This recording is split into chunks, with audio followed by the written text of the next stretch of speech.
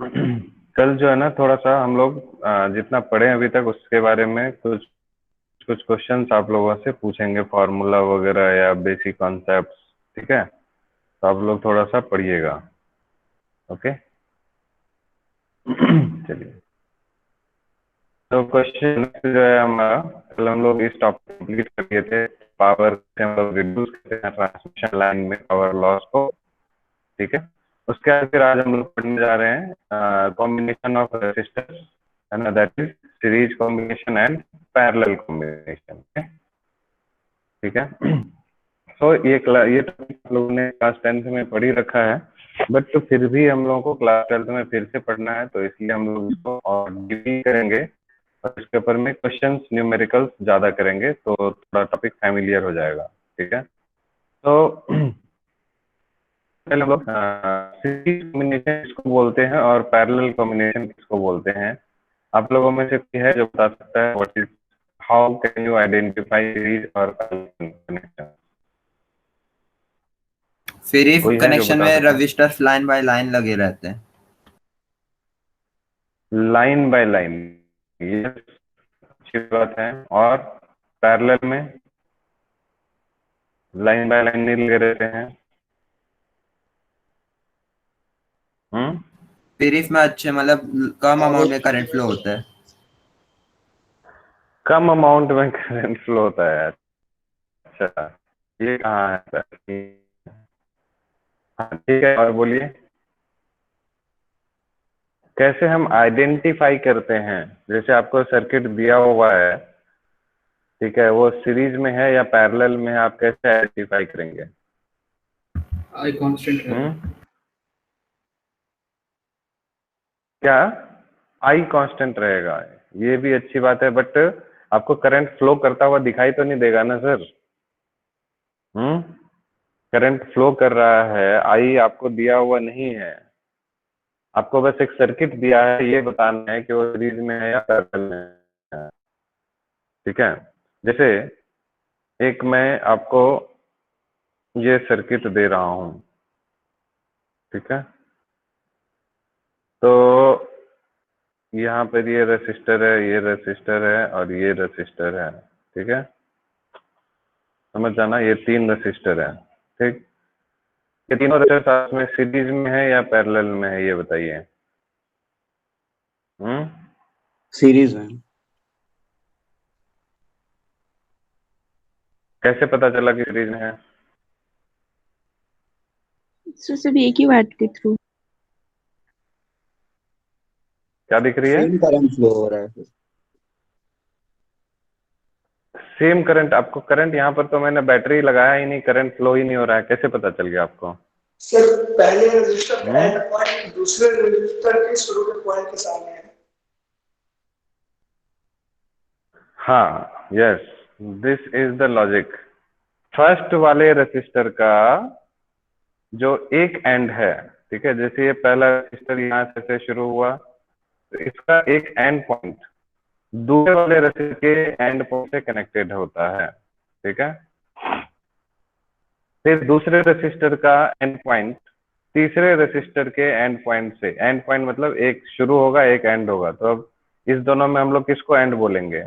ये अगर शुरू है तो ये एंड है, या फिर ये इधर शुरू है तो ये एंड है, तो हम लोग इसलिए दोनों को ही एंड पॉइंट बोल सकते हैं। ओके, तो इस सीरीज कॉम्बिनेशन का पहचान यही है कि एक रेसिस्टर का एंड पॉइंट दूसरे के एंड पॉइंट से कनेक्टेड होगा।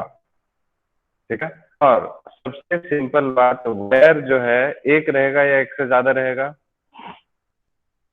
वायर एक होगा या एक से ज्यादा होगा?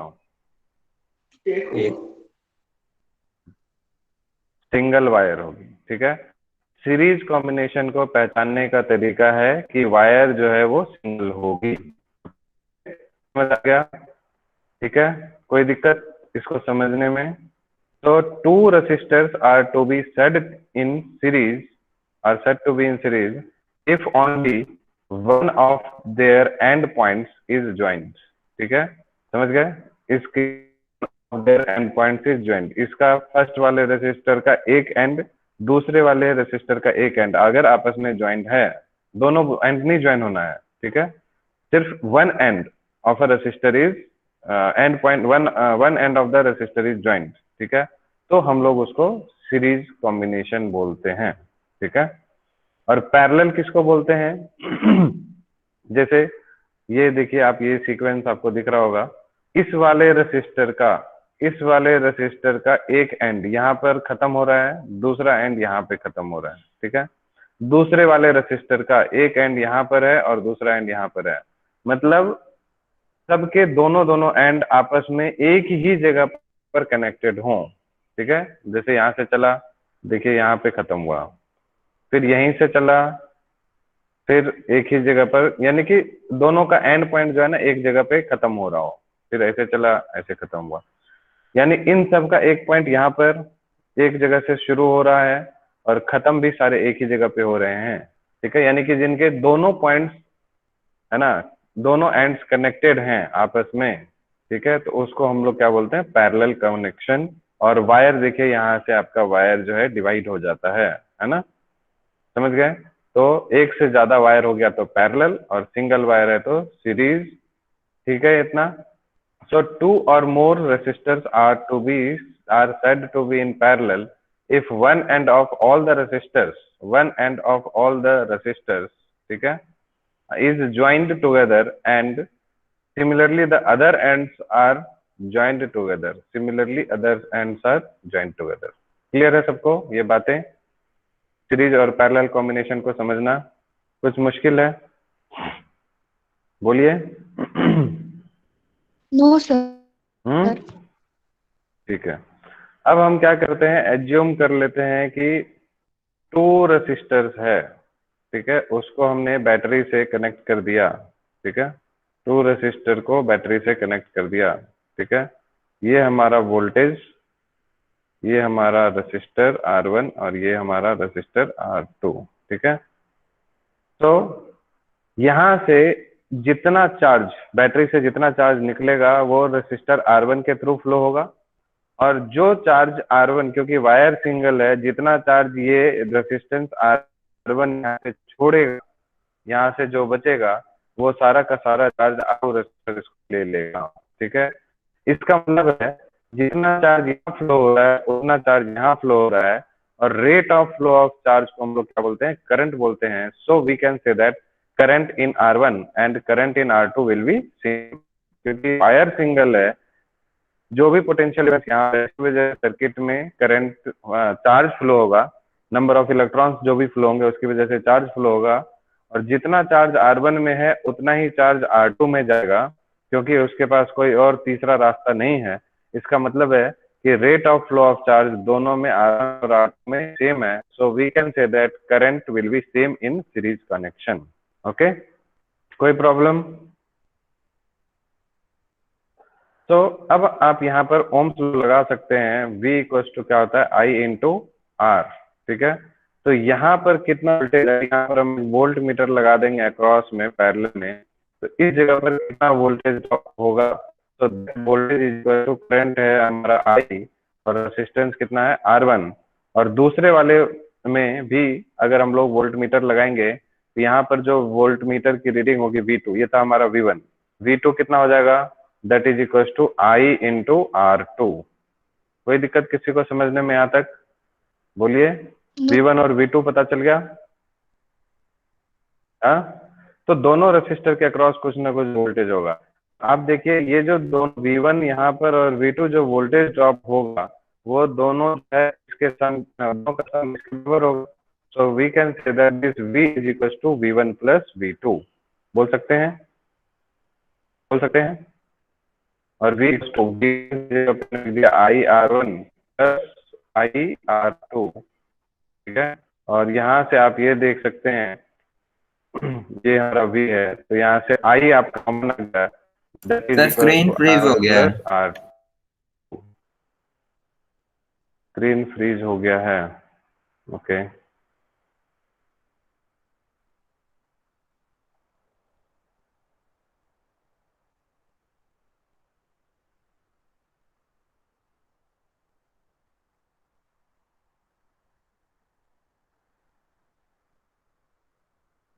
अभी अभी दिख रहा है? दिख रहा है।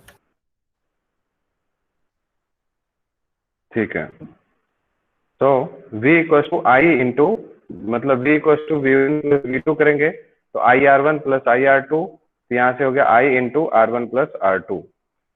ठीक है, दिस इज टोटल पोटेंशियल। और आप ध्यान से देखेंगे, अगर ये जो टोटल पोटेंशियल है पूरे सर्किट का, इस V, ये जो है दैट इज इक्वल्स टू, अगर सर्किट में करंट हमारा I फ्लो हो रहा है और पूरे सर्किट के रेसिस्टेंस को हम कुछ मान लेते हैं, that is equals to R equivalent, REQ। ठीक है, तो ये V जो है आपका voltage, that is equals to क्या हो जाएगा, I इंटू REQ के बराबर हो जाएगा।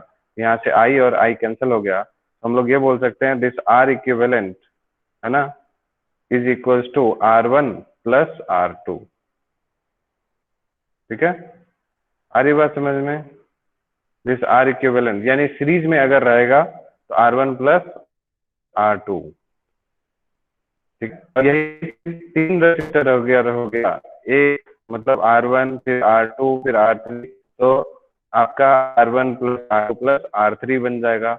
और यही अगर n रजिस्टर है, R1 R2 R3 Rn तक है, तो इक्विवेलेंट रेसिस्टेंस आपका क्या हो जाएगा, R equivalent equals to R1 plus R2 plus R3 plus dot dot dot Rn तक।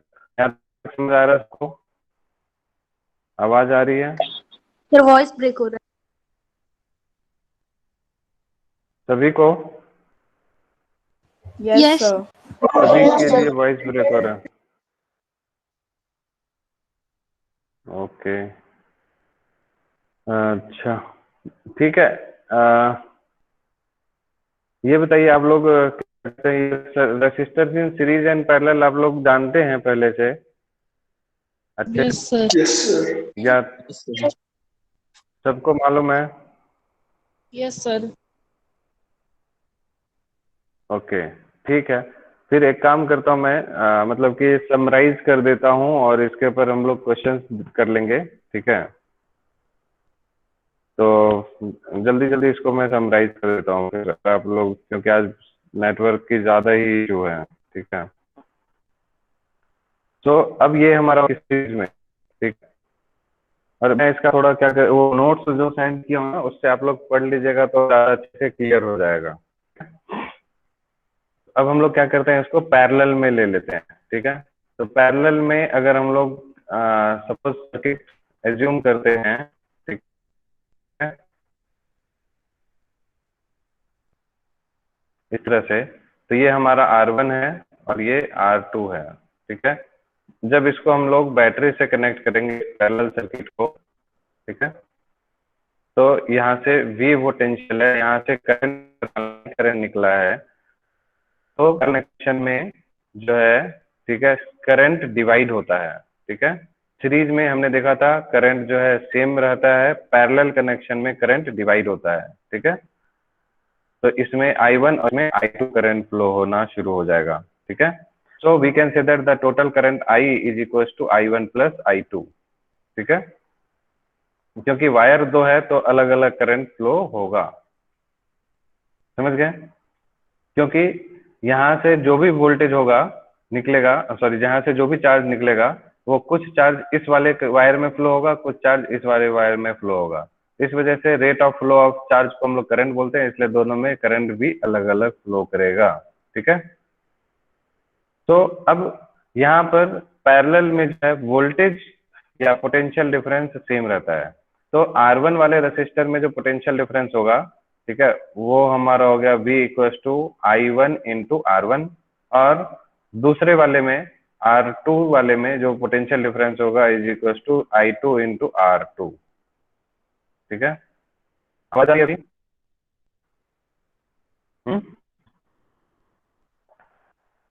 नहीं आ रही है?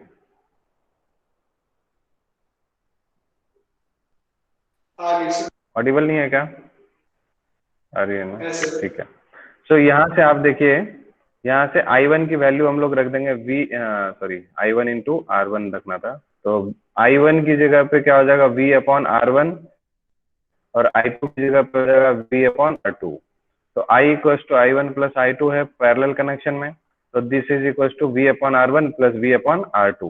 तो अब देखिए यहाँ से v को कॉमन ले लिया तो ये हो गया 1 upon r one plus 1 upon r two. ठीक, और ये जो टोटल करंट है पूरे सर्किट में, ठीक है, दिस टोटल करंट को अगर हम लोग ओम्स लॉ लगाएंगे that is equal to we upon are equivalent जो पैरेलल कॉम्बिनेशन का होगा। So I equal to we upon are equivalent. तो यहाँ पे हम लोग क्या करते हैं, आई की जगह पे क्या रख देंगे, वी अपॉन आर इक्विवेलेंट, ठीक है, और इधर हमारा आ गया था v into 1 upon 1 plus 1 upon r two. ठीक, तो यहाँ से v और v कैंसल आउट हो गया तो हम लोग ये बोल सकते हैं 1 upon are equivalent equal to 1 upon r one plus 1 upon r two. ये जो बुक में दे रखा है यही चीज हमारा हो जाएगा। तो हम लोग जानते हैं पैरेलल कॉम्बिनेशन के लिए 1 upon r one plus 1 upon r two है। ठीक, तो अगर यही चीज आप देखिए 3 रेसिस्टर्स के केस में, ठीक है, अगर हम लोग फाइंड आउट करना चाहेंगे तो इक्विवेलेंट रेसिस्टेंस, तो R1, R2, R3 ये तीनों क्या है, आपस में पैरेलल में है। तो अगर हम लोग इक्विवेलेंट रेसिस्टेंस निकालेंगे, सेम वे प्रोसीड करेंगे, तो वहां से 1 upon are equivalent is equal to हो जाएगा 1 upon R1 plus 1 upon R2 plus 1 upon R3। ठीक है, और यही मान लीजिए अगर n रेसिस्टर्स है तो यही चीज कंटिन्यू हो जाएगा 1 upon are equivalent equal to 1 upon R1 plus 1 upon R2 plus 1 upon R3 plus so on 1 upon Rn। ठीक है, तो ये आपका पैरेलल कॉम्बिनेशन का जो है मतलब फॉर्मूला हो गया। ठीक है, समझ आ रहा है इतना? कोई दिक्कत है किसी को? तो आज हम लोग इतना ही पढ़ते हैं बस, बाकी अब थोड़ा बहुत हम लोग डिस्कस कर लेते हैं इसके बातचीत क्वेश्चन वगैरह के लिए, जो कि नेटवर्क इशू है तो इसमें दिक्कत होती ही रहेगी। ठीक है, तो ये सब हो गया। अगर मान लीजिए स्पेशल कंडीशंस है, अगर सपोज अगर मान लीजिए सीरीज कॉम्बिनेशन में, सीरीज का फॉर्मूला अभी हमने क्या पढ़ा था, R1 plus R2 plus R3 plus and so on. ठीक है, अगर इस तरह से है मान लीजिए Rn तक, ठीक है, ये जाते रहा Rn तक। ठीक, तो अगर मान लीजिए सारे के सारे रेसिस्टर्स इक्वल हैं, R1 और R2 प्लस R3 सारे इक्वल हैं, यानी कि n रेसिस्टर्स हैं और सारे के सारे इक्वल हैं, तो R इक्विवेलेंट कितना हो जाएगा, कोई बता सकता है? n into r। n into r कैसे? देखिए So, n यहाँ times पर of क्या हो गया, R1 को भी हमने R लिख दिया, हाँ R1 को भी हमने R लिख दिया, R2 को भी हमने R लिख दिया, R3 को भी हमने R लिख दिया, ठीक है, R4 को भी R लिख दिया, ऐसे चलते चले गए। तो जैसे देखिए R प्लस R कितना हो गया, 2 बार है तो 2R, R प्लस R कितना है, 3 बार है तो 3R, ऐसे 10 बार रहेगा तो 10R। कितनी बार है ये, कितने रेसिस्टर्स हैं, n रेसिस्टर्स हैं, तो कितना हो जाएगा n इंटू आर। ठीक है, तो सीरीज कॉम्बिनेशन में अगर आपके पास में n रेसिस्टर्स हैं तो इक्विवेलेंट रेसिस्टेंस हो जाएगा n इंटू आर के बराबर। ठीक है, यहाँ तक समझ आ रहा है? बोलिए, कोई दिक्कत है? No sir. हाँ ठीक है, अब यही चीज पैरेलल कॉम्बिनेशन में अगर हम लोग फाइंड करना चाहेंगे, ठीक है, तो पैरेलल कॉम्बिनेशन में क्या हो जाएगा, 1 upon are equivalent equals to 1 upon are equivalent equals to 1 upon r one plus 1 upon r, है ना, ऐसे ही है, तो जगह भी आर, R2 की जगह आर एंड सो ऑन, है ना, कहाँ तक n बार है ये 1 अपॉन आर चलता So, रहेगा। sound clear है? अब देखिए हाँ Sound clear है? क्या हो गया, साउंड नहीं है सर वॉइस ब्रेक हो रही है। अभी, नहीं है क्या?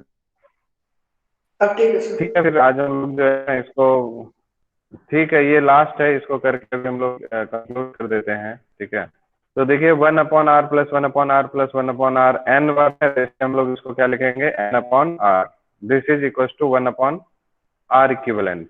ठीक है, तो r equivalent is equal to, ये फॉर्म रहेगा, है ना, r अपॉन n हो जाएगा। ठीक है, समझ रहे हैं? So this is r equivalent equal to r upon n।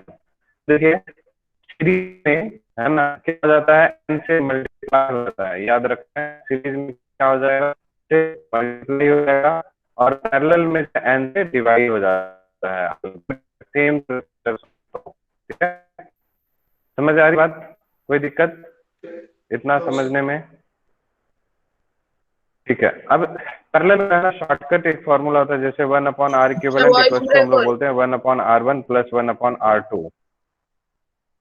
ठीक है, कोई बात नहीं है, होने दीजिए। ठीक है, 1/r इक्विवेलेंट, इसको जब आप सिंप्लीफाई करेंगे, ठीक है, तो ये हो जाएगा r1 into r2 divided by r1 plus r2।